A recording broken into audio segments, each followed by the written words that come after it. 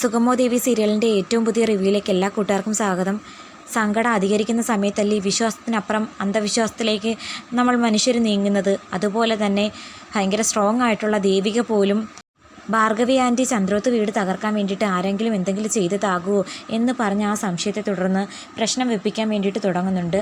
ആ വിവരം അച്ഛനോടും അമ്മയോടും പറയുന്ന സമയത്ത് അച്ഛനും അമ്മയും അതിന് സപ്പോർട്ട് നിൽക്കുന്നെങ്കിലും ശാരിക അതിനെ ഒരുപാട് എതിർക്കുകയും ചേച്ചിയെപ്പോലുള്ള ആളുകൾ കാരണമാണ് സ്വാമി വിവേകാനന്ദൻ കേരളം ഭ്രാന്താലയമാണെന്ന് പറഞ്ഞിട്ടുള്ളതെന്നൊക്കെ പറയുമ്പം ശാരി വേണ്ടാത്ത പറയരുത്, ഒന്നാമത് ഞാൻ വട്ടുപിടിച്ച് നിൽക്കുന്ന സമയമാണ്, ചുമ്മാ അനാവശ്യം പറഞ്ഞു കഴിഞ്ഞാൽ എനിക്കെൻ്റെ കലി ഇളകും എന്നൊക്കെ പറഞ്ഞ് അവളെ വിരട്ടുന്ന സമയത്ത് ശാരിക പറയുന്നു, ചേച്ചിയുടെ നന്മയ്ക്ക് വേണ്ടിയിട്ടാണ് ഞാൻ പറഞ്ഞത്, അല്ലാതെ മറ്റൊന്നും കൊണ്ടല്ല. ആയിരിക്കാം ശാരി, പക്ഷേ എൻ്റെ മനസ്സിന് സമാധാനം കിട്ടണമെങ്കിൽ അതും കൂടി ഒന്ന് ചെയ്ത് നോക്കിയാൽ എന്താണെന്ന് തോന്നുന്നു. അപ്പം രാധികയും മാധവനും ദേവിക്ക് അങ്ങനെ ഒരു ആഗ്രഹം ഉണ്ടെങ്കിൽ തീർച്ചയായിട്ടും ചെയ്യട്ടെ എന്ന് സപ്പോർട്ട് ചെയ്ത് പറയുന്നുണ്ട്. അതിനെ തുടർന്ന് നല്ലൊരു തിരുമേനിയെ മാധവൻ തന്നെ അറേഞ്ച് ചെയ്ത് ചന്ദ്രോത്ത് വീട്ടിലേക്ക് പറഞ്ഞു വിടുന്നു. ചന്ദ്രോത്ത് വീട്ടിൽ നിന്ന് പൂജയും മന്ത്രവാദവും ഒക്കെ ഉള്ളത് കൊണ്ട് രജനിയാണെങ്കിൽ ഗിരീഷിനെയും കൂട്ടി ചന്ദ്രോത്ത് വീട്ടിലേക്ക് വരുന്നുണ്ട്.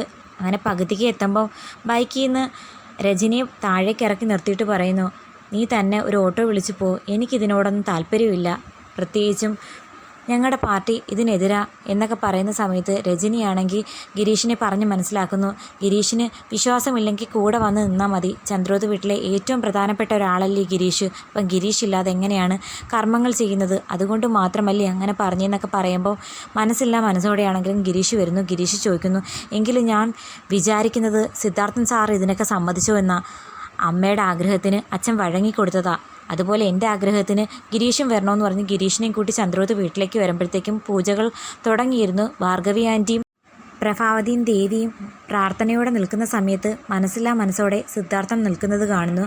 അദ്ദേഹത്തിൻ്റെ അടുത്ത് തന്നെ ഗിരീഷും ചെന്ന് നിന്ന് ഒടുക്കം പൂജയും കർമ്മങ്ങളും ഒക്കെ ചെയ്തതിന് ശേഷം മീരയുടെ ആത്മാവാണ് ഈ വീട്ടിലെ പ്രശ്നങ്ങൾക്ക് കാരണമെന്നും നന്ദനെ കൂട്ടിക്കൊണ്ടുവരാൻ ദേവികയോട് പറഞ്ഞു വിടുന്നു.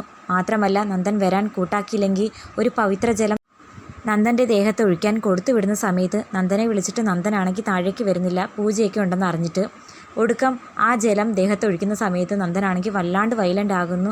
വളരെ മോശമായി ദേവിയെ തള്ളിയും പിടിച്ചു മാറ്റിയൊക്കെ ചെയ്യുന്നു.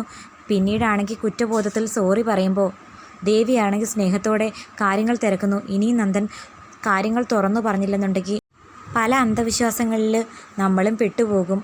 സത്യങ്ങൾ തുറന്നു പറഞ്ഞാൽ അതിൻ്റെ ആവശ്യമുണ്ടോ? ഇപ്പം തന്നെ തിരുമേനി പറയുന്നത് മീരയുടെ ആത്മാവാ നന്ദൻ്റെ ഈ അവസ്ഥയ്ക്ക് കാരണമെന്ന്.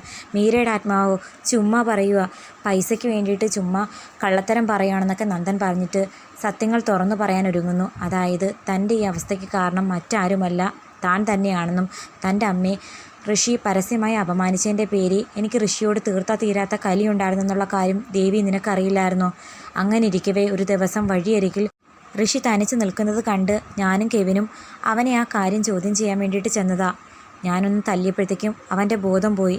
പിന്നെ വെപ്രാളത്തിൽ എന്ത് ചെയ്യണമെന്നറിയാൻ വയ്യാത്ത ആ സമയത്ത് കെവിനാ പറഞ്ഞത് ഹോസ്പിറ്റലിലേക്ക് കൊണ്ടുപോയാൽ പ്രശ്നമാകുമെന്നും ഞാനും ഋഷിയുടെ കുടുംബവും തമ്മിലുണ്ടായിരുന്ന തർക്കം എല്ലാവർക്കും അറിയാവുന്ന കാര്യമല്ലേ, അതുകൊണ്ട് മനഃപൂർവ്വം ഋഷി അപായപ്പെടുത്താൻ ശ്രമിച്ചു എന്നൊക്കെ പേര് കേസ് വരുമെന്ന് പറഞ്ഞ് ആൾതാമസമില്ലാത്ത ഒരു വീട്ടിൽ കൊണ്ടുവന്ന് താമസിപ്പിച്ചു. ബോധം വന്നതിന് ശേഷം കാര്യങ്ങൾ പറഞ്ഞ് മനസ്സിലാക്കി പറഞ്ഞു വിടാമെന്നാണ് വിചാരിച്ചത്. പക്ഷേ അവൻ്റെ വർത്താനം എന്നെ വല്ലാണ്ട് ചൊടിപ്പിച്ചെന്നും കയ്യിൽ കിട്ടിയ ഒരു തടിക്കഷ്ണം വെച്ച് ഞാൻ അവൻ്റെ തലക്കടിച്ച് അതിനെ തുടർന്നുണ്ടായ പരിക്കിൽ അവൻ മരണപ്പെട്ടു എന്നൊക്കെ പറയുമ്പം ദേവിയാണെങ്കിൽ ആകെ ഷോക്കാവുന്നു.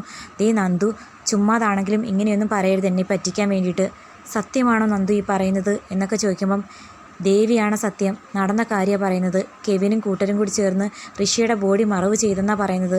പക്ഷേ ആ നിമിഷം മുതൽ എൻ്റെ സമാധാനം നഷ്ടമായ ദേവി, അതിനെ തുടർന്നുണ്ടായ ഡിപ്രഷനാ എന്നെ മാനസികമായിട്ട് അലട്ടുന്നേ എന്നൊക്കെ പറയുമ്പം ദേവി ആകെ ഷോക്കാകുന്നു.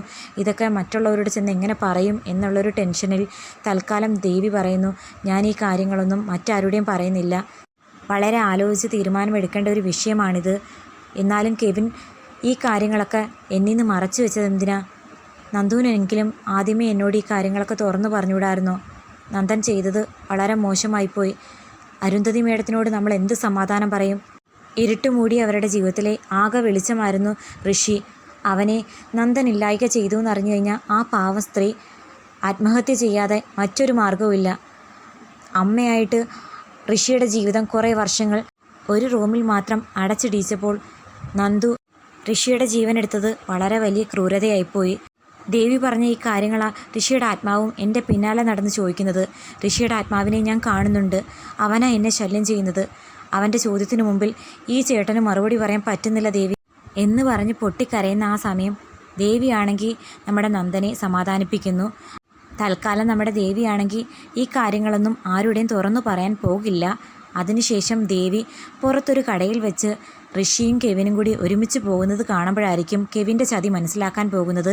കെവിൻ നന്ദനെ ചതിക്കുകയാണെന്നുള്ള കാര്യം മനസ്സിലാക്കിയ ദേവിയാണെങ്കിൽ മുരളിയോടും ഗിരീഷിനോടും ഈ കാര്യങ്ങളെല്ലാം തുറന്നു പറയും. മാത്രമല്ല സിദ്ധാർത്ഥൻ സാറും ഈ കാര്യങ്ങളെല്ലാം മനസ്സിലാക്കി നന്ദൻ്റെ ഈ അവസ്ഥയ്ക്ക് കാരണക്കാരനായ കെവിൻ നന്ദനെ ചതിക്കുമായിരുന്നെന്നുള്ള കാര്യം മനസ്സിലാക്കി ചോദ്യം ചെയ്യുമ്പോഴായിരിക്കും അരുന്ധതിയുടെയും ഋഷിയുടെയും സുഹൃത്തായിരുന്നു കെവിൻ എന്നുള്ള കാര്യം മനസ്സിലാക്കാൻ പോകുന്നത്. അപ്പോൾ എന്തൊക്കെയാകുമെന്ന് കാത്തിരുന്ന് കാണാം.